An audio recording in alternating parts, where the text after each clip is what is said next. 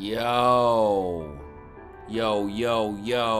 Welcome back to Son of a Preacher Man. As always, I'm your host. SoapMan is in the house.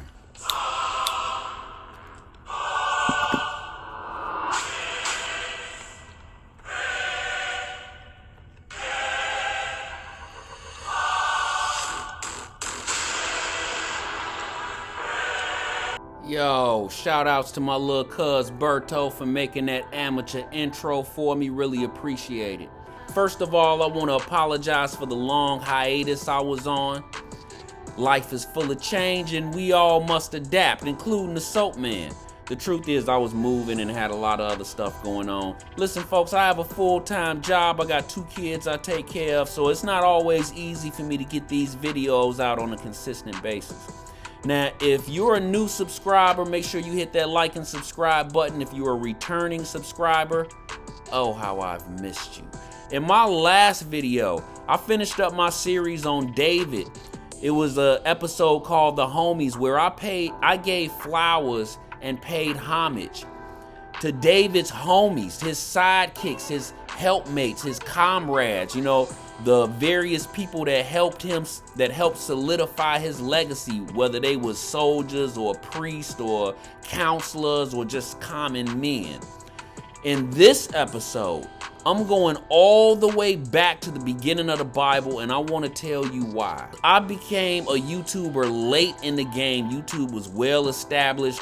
People had already jumped it off and set it off with all, the crazy conspiracies, misinformation, errors, and you know what I mean, as far as biblical stuff go. So I thought I was just gonna rocket ship to the very top with very little effort. Turns out it was much harder than what I anticipated. My videos were too long, and I really wasn't resonating with my audiences the way I wanted to. So I went back, I changed some things, I shortened the videos, and we'll see how those changes, play out. Okay, so I really don't want to make this about me, and so I'm not going to talk about myself a whole lot, but in light of the fact that I'm asking for your time and attention, I do feel like I owe it to you to let you know a little bit about myself. So as my name suggests or alludes to, I am the son of a preacher man. That's what SoapMan stands for, son of a preacher man. I came up under a very religious zealot, my father. He's a very super religious zealot. He is a religious zealot, and I'm not talking bad about him. I tell him this, and I've always told my father this: you are a religious zealot. Like, if you was a Muslim, you'd be like a Muslim radical. If you was born during the times of the Crusades, you would have went. You know what I'm saying? I'ma just keep it 100 with you. When it comes to scripture, me and my father have always had a very contentious relationship. He loved his job as a preacher, and I absolutely hated it. I hated going to church. I hated listening to sermons. I hated reading the Bible. I hated everything about it. The only thing church was good for to me was sleeping. And it wasn't even really good for that. You couldn't even get comfortable. But as much as my father loved religion and praising the Lord and going to church, I hated it. And so we grew up, let's just say I wasn't the most ideal preacher's son, okay? You could even say I was rebellious. And as I got older, I gave my father a lot of pushback. When I was really young, I was just fed up with his over enthusiasm about, what he thought he was learning and how he thought he felt. And I said to myself, you know what, I can read. And I picked up the Bible myself and I started reading it. And my intentions was not good initially. It was just to get him off my back. But you know what? I started reading and I felt like I understood what I was reading. And I thought to myself, I think we've got it all wrong. So I didn't have the courage to say a lot of stuff because I was so young. But as I got older and went off on my own, I began to realize that We were wrong about a lot of stuff in scripture. Education is what saved me. Like I told you, I do have a college degree. I took a research class during my time in college, Purdue University Northwest. Well, that's what it was called now. It was called Purdue University Calumet back when I went, and it changed into Purdue University Northwest. Anyway, that don't matter. Education is what really brought me to the conclusions that I now hold. And I would advise anybody to not underestimate education, okay? I did a lot of thinking growing up. I did a lot of studying and researching scripture, but more than anything, I thought deeply on what I was reading from every angle.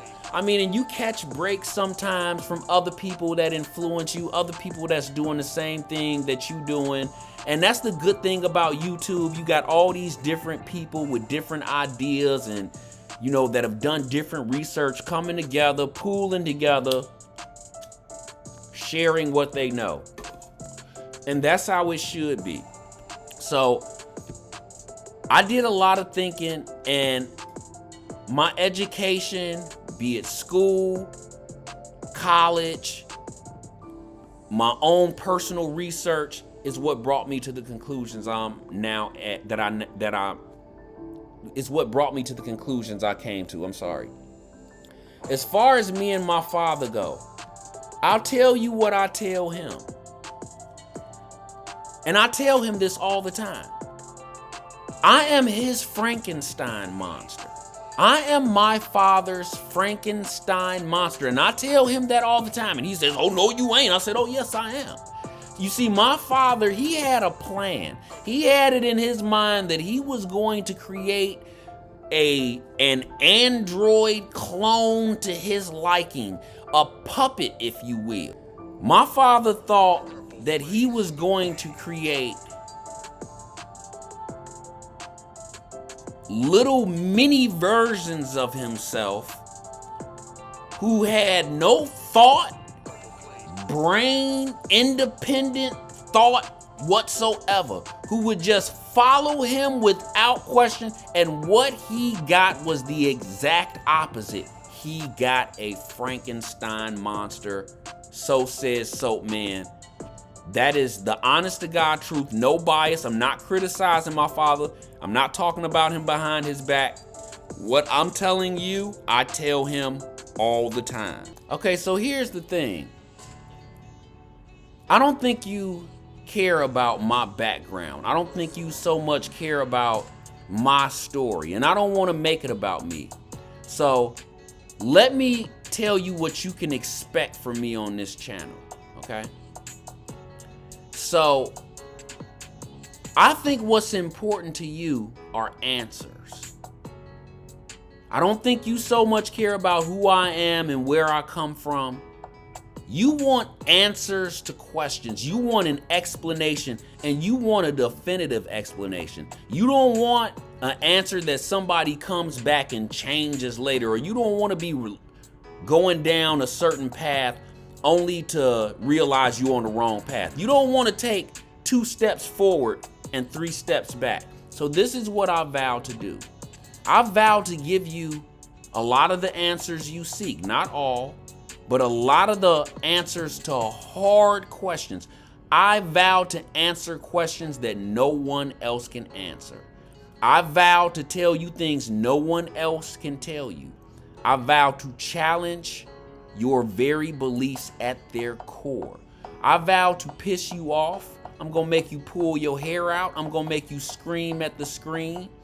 I vow to be profane, crass, arrogant. I vow to be a human being. I also vow to be respectful, patient, and understanding and helpful. What I'm trying to say is, I'm just a guy.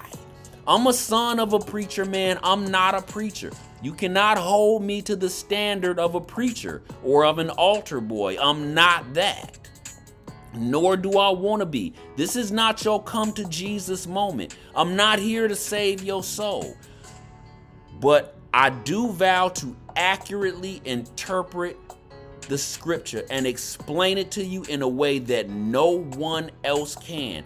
I vow to answer secrets and mysteries that no other soul on earth can. I vow to be shocking and controversial.